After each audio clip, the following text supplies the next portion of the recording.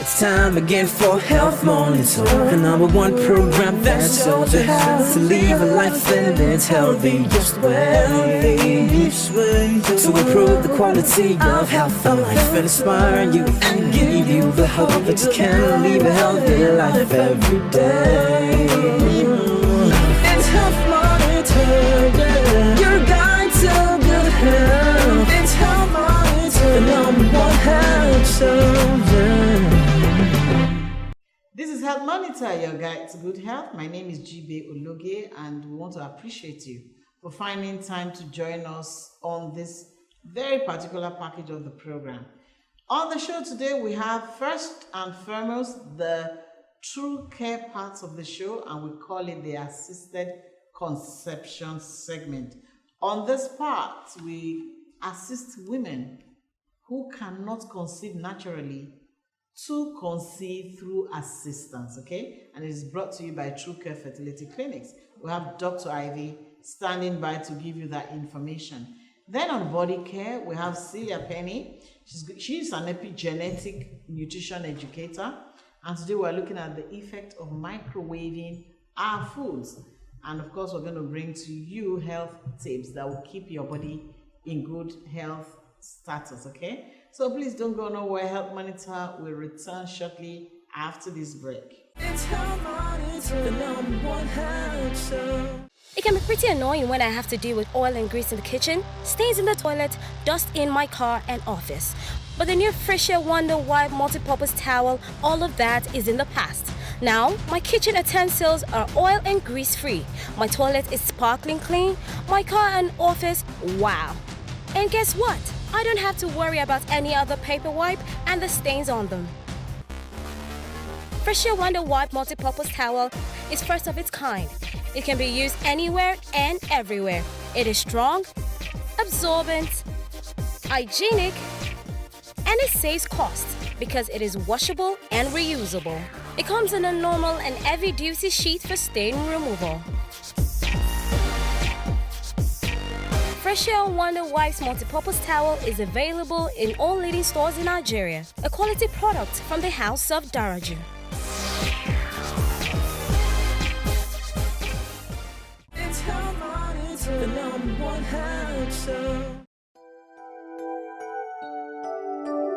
Since there are two tubes, if a woman has one of the tubes blocked, then there's a theoretical 50% chance in getting pregnant. We've had a 62-year-old woman got pregnant with twins and delivered. Many women go from one hospital to the other, trying to cure what is not actually a disease. Hello viewers, you're welcome to the assisted conception part of the show, and I'm Dr. Ivy. So today we are going to be talking about pre-implantation genetic diagnosis. This is an adjunct to assisted reproduction. When I talk about an adjunct, it goes hand in hand with IVF treatment. It's a method of profiling embryos before they are even transferred to the woman's womb. And this method can discern some factors in these embryos before even implantation takes place. PGD is a form of profiling these embryos, and we do a form of prenatal diagnosis, and it's usually used for searching for some certain kind of diseases in these embryos, even before the embryo is transferred to the woman's womb. That's before the baby is put back in the womb of the woman.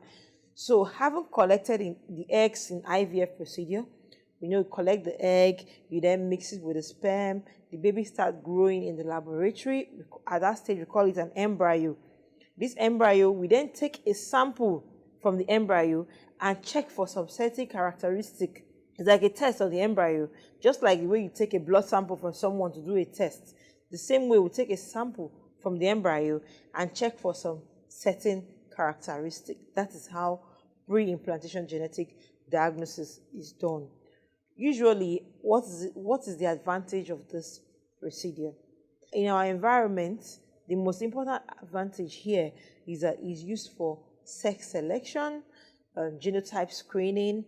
It's also used for, there's diseases that we call the inherited X-linked disorders, which a mother can transfer to her son. The mother is a carrier of this disease, but she can transfer it to her son. She doesn't have any symptom, but her son can come down with the disease. Like the popular one is hemophilia. Now it can also be used for embryo quality, to know the good embryo before you go ahead and put back the babies in the woman's womb. Then another advantage, we use what we call HLA typing. This HLA typing is to match siblings. For instance, a sibling has a particular disease that will need a donor from her sibling. So you can use to match, okay, this sibling is going to match, like in leukemia, for instance, where you need a bone marrow transplant. You can use to do HLA typing for the next baby that is coming, so that the baby can be exactly match for the one who is sick. So in that case, when this child is born, the child can donate bone marrow to the sibling who is already sick. So those are the advantage of pre-implantation genetic diagnosis. But in our environment, the most important thing we use it for is sex selection and genotype screening. So with PGD, even if a couple is ASAS, is no longer a problem. Before now, once a couple is ASAS, the only chance they get is to do what we call amniocentesis, in which the woman is already pregnant, then she goes to screen for the baby's genotype. And a sample of the amniotic fluid is taken and checked what kind of baby is she carrying. Is it going to be a sickle cell baby? And if it's a sickle cell, the pregnancy is terminated. That's what used to be in the past. But with pre-implantation genetic diagnosis, that's not the case. So even before the woman gets pregnant, what we usually do is to go ahead, check that baby. After we've done the IVF in the laboratory, we now check that embryo. Is this embryo carrying a sickle cell disease? Is this embryo carrying the sickle cell disease? We screen them. If she has like 5 embryos, we screen what's the genotype of all the 5 embryos. And then we replace only the ones that are free of sickle cell disease to the woman's womb. In this case, she's sure that she's not going to get any sickle cell baby. Then, as for when it comes to sex selection, because of this part of the world where we are, a lot of things are attributed to a particular sex. For balancing the family, you need sex selection. And because of the African culture, which I respect a lot of people want to have a male child. A lot of women out there who have been trying to have a male child. We have seen we have seen couples who have had up to 7 children because they are all the same sex. Probably they are all females. They want to crave to have a male child. With pre-implantation genetic diagnosis, this is the solution.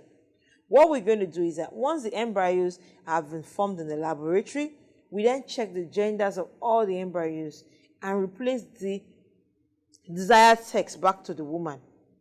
So in this case, she's 100% sure that she's going to have the desired sex she wants. So if you want a male child or if you want a female child, you can do this with pre-implantation genetic diagnosis. So you see, for all the folks out there who have been trying to conceive or who have had female children or male children, irrespective of the desired sex you want, with pre-implantation genetic diagnosis, you can complete your family. You can balance your family with the gender you want. So you can see that the advantage of this is that it avoids selective pregnancy termination.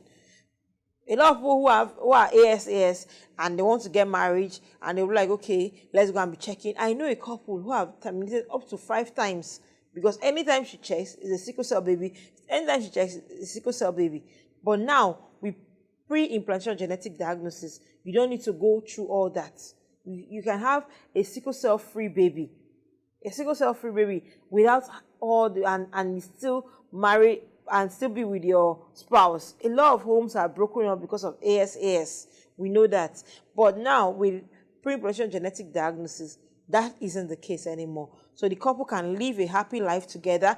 And every young lady out there who wants to get married to her heartthrob can as well get married to, even if it's AS. Any couple can get married and they can still have the desired sickle cell free baby with pre-implantation genetic diagnosis. So you see, the advantage is enormous. It's enormous, and it's a very beautiful thing, and it has helped a lot of families. And I want to call out to all our viewers out there who have been facing the challenge of probably having the desired sex of a child, or having to struggle with the fact that your spouse is AS and you are AS. It's no longer a problem. Just come forward, and with pre-implantation genetic diagnosis, we're going to take care of that and ensure that you have your desired sickle cell free baby or the desired sex you want. So the advantages are enormous, and I want to say, please take your chance while the science and technology has brought this to our doorstep. So at True Care Fertility Clinic, you can have all this alongside with the in vitro fertilization treatments. It can be pretty annoying when I have to deal with oil and grease in the kitchen, stains in the toilet, dust in my car and office. But the new Fresher Wonder Wipe Multipurpose Towel, all of that is in the past. Now, my kitchen utensils are oil and grease free. My toilet is sparkling clean. My car and office, wow. And guess what? I don't have to worry about any other paper wipe and the stains on them. Fresher Wonder Wipe Multipurpose Towel is first of its kind. It can be used anywhere and everywhere. It is strong, absorbent, hygienic, and it saves cost because it is washable and reusable. It comes in a normal and heavy-duty sheet for stain removal. Fresher Wonder Wipes Multipurpose Towel is available in all leading stores in Nigeria. A quality product from the House of Daraju.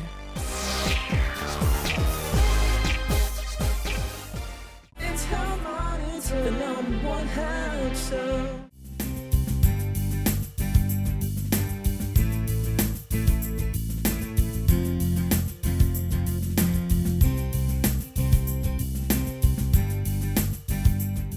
A microwave is a form of non-ionizing radiation.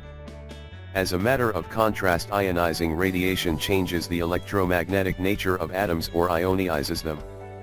This alters the way they interact with other atoms and molecules around them. X-rays, gamma radiation and nuclear medicine CT scans, barium swallows, and mammograms are types of ionizing radiation. Your food is being zapped by high-frequency waves of heat, and some people argue that this radiation can be harmful to your health. As we said, according to a growing body of research, microwave ovens are dangerous to our health. You're welcome back to Help Monitor Your Guide to Good Health. This is the body care part of the show, and I have here in the studio right beside me Celia Penny Moses Nagbiku. She is an epigenetic nutrition educator, and she is the founder of Celia Penny Foundation. They make sure that in Africa we eat the right kind of foods, and they have a movement against malnutrition. Okay, all right. So that done, I want to welcome her, especially on set. And today we're looking at microwaving our foods and the effect of the microwave on the food, and then the effect of that particular food that is microwaved on our bodies. Celia, you're welcome to Help Monitor. Thank you very much. Thank you for having me. Okay, you look radiant. Yeah, thank you. I'm sure you're not using microwave. No, I don't. But I do have a microwave. Okay, so but it has a conventional oven with it. okay. You know, so if I need to, I can use the conventional oven. But basically, I use that as a demonstrative tool. You know, to teach people what your food comes out like when it is microwaved and when it is when you use it under the conventional cooking method. Okay, so you have the microwave to demonstrate the effects of the microwave on the food. Yeah. Okay, but you use the other part that is like the oven. Yes, it's the same equipment. Yes, Okay. but it has both. Okay, so what is the difference between the oven part on the food and the microwave parts on the food? Okay, for instance, I use this example most of the time because it shows very clearly, what happens. I use plantain, ripe plantain. I open it up, cut it into two, slice into two, and then use the microwave on the plantain to cook it. And then when I take it out, I put the other one in with the conventional oven, using the conventional oven. When you put the two side by side, the one that I use microwave on, it's like rubber. You twist it and it's like, if you remember, goody of those days. Yes, I remember. Yes, you can twist and turn but the other one just is the normal. So what has happened to this plantain? Now, what happens with microwaving is that microwave does not cook like conventional foods where the heat from the outside starts cooking the food. Okay. Now, what cooks the food in the microwave is the moisture inside the food itself, the vibration of the water molecules. Inside the food, so it vibrates so rapidly that the friction begins to heat up and it cooks the food. But now what happens is that when the molecules are vibrating and moving, bonds break and come back together and all kinds of things. So at the end of the day, the food is actually denatured. Especially, so it's not the kind of that you put in the microwave that comes out. It looks the same. Sometimes it doesn't even taste the same. But so many things have happened with that food. It is no longer natural. That's why, as much as microwave is advertised for sale, they'll still tell you don't use it on baby's milk.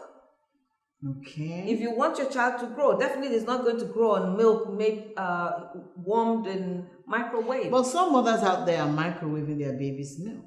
It's a choice that they have. It's not good for the baby. Absolutely not good for the baby. It's not good for anybody. It's not good for anybody. If you don't use the microwave to cook the food, you just heat it up, maybe to defrost it. Does it affect it? It's the same thing. What you're doing is the same process. It's the same process that has to go through for the food to heat up. Same process. All right. So now, from study, research has shown that people who eat foods that are microwaved, they are susceptible to degenerative diseases. Can you explain this? It's simple. You are not getting the nutrients from the foods. And the basic thing that causes diseases, all these degenerative diseases, is micronutrient deficiencies. So no matter how healthy, even if you buy organic food and you put it in the microwave oven and then bring it out and eat it, the nutrients there are already gone. They're already destroyed. So you still suffer micronutrient deficiencies. So you're eating food that has been devoid of the nutrients that will help your body to fight infection, to boost your immunity, to grow, to repair, and to prevent degenerative diseases. Absolutely. Okay, so you better eat your food the way it is instead of putting it inside the microwave. Yes. Okay, so now, if somebody comes to you who has been, microwaving the food, what advice will you give to the person? Well, I'll advise the person to use normal cooking methods. Okay, like the oven, right? You can use the oven, but it's not every time that we even use oven. We use our pots. We use our pots, and you might think, oh, okay, maybe using the big oven might just be too much trouble. You can turn your skillet, your frying pan, into an oven. Okay, what I'm saying is, like the microwave, like the oven now, does it have any effect whatsoever on the food? No, you're just heating up the food. It's conventional. Okay. It's conventional. It's a normal thing. It's just that it's an enclosure, but it's just normal because you use the same fire to heat up the food. It's just that it's not getting on the food directly. But then inside that same oven, you can also use the grill. The fire gets on the heat gets on the food directly, so it heats up from outside in. Okay, now that is if you have control over what you're eating, like you're making the food yourself. But what when you go out to eat, to a restaurant, what kind of microwave do they? Because sometimes we find that they have industrial microwave ovens that they used to bake the bread, that they used to cook the rice, that they used to do the snacks. You know, they have this massive microwave oven. Does it have the same effect? I don't know if it's microwave oven that they use. Okay. I don't know. But the thing is, they call them industrial microwave. Well, if it's microwave, then it's certainly not. Well, the truth is, you really should not expect, food made for the masses. Mass-produced foods to be really, really healthy. Do you understand? That's not the kind of place that you go to ask for a healthy meal. No, it's not. But if you go to a restaurant, for instance, or to a fast food place or whatever, and there's a soup and whatever, and you want food, you can tell them, please don't microwave, because sometimes they want to warm the food for you. You can ask them, please don't microwave it. Heating your food at a certain temperature, does it have any effect on that food? The thing is, they wouldn't just make one plate with an industrial microwave or whatever. It's not just for one plate for one person. Yes. Do you understand? There's certain food that are already pre-done with that heat. Yes. So does that heat that was used to do that food, does it have any effect whatsoever? If it's microwave, it's not healthy. Yeah, because I'm looking at my point is with the temperature. Some people, there's a school of thought that says that the temperature with which you cook the food can also affect the nutrients in that food.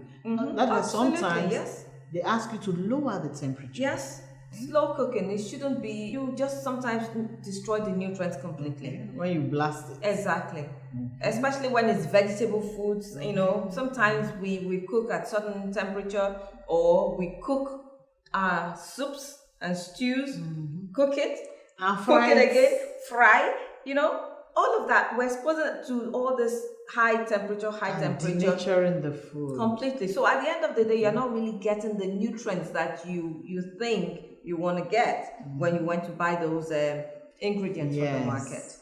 That's great. Celia, I want to appreciate you. You've really enlightened us. So at least we know now that, look, if you want to buy what you use to reheat your food, you can go for the conventional oven. The conventional oven will retain the nutrients of your food, which you can get when you eat that food, right? But if you go use the microwave, you might be eating what has no nutrients whatsoever. And that is what Celia Penny's foundation is campaigning against: malnutrition. Okay, so if you eat food that is microwave, you might suffer from malnutrition. Okay, thank you so much, and I want to appreciate you. Viewers, thank you. So please give us your feedback from this social media network showing on your screen, so that we can get Celia Penny to respond to you, so you can benefit from her wealth of knowledge. All right. Thank you, our epigenetic nutrition educator, for coming. Thank you. Viewers, thank you for watching this part of the show. Health Monitor will return shortly. It's Health Monitor, the #1 health show. Memories are created daily from events, photo and video shoots. Having the perfect studio, equipment and right team is everything. That's why I completely trust Arwell's Media with my event coverage, studio space, equipment, photo and video shoots. You too can have your memories and ideas created at premium quality by dialing 0701 699 6787 or send an email to jybtvonline@gmail.com. Arwell's Media is easily accessible at a secured and serene environment at number 6 Ajumobi Street off Acme Road, Agidingbi, Ikeja, Lagos. Arwell's Media, solving problems, executing visions and giving value. It's Health Monitor, the #1 health show. That was Health Monitor for you again. Today, we want to appreciate you for staying with us. And of course, we want to say a big thank you to Celia Penny, our epigenetic nutrition educator, who talked to you about the effect of microwave on the food that you eat, and then the effect of that kind of food that has been microwaved on your body. All right. And I want to say a big thank you also to Dr. Ivy from True Care Fertility Clinics for coming to assist you to conceive. All right. Want to catch you again next time on Health Monitor, your guide to good health.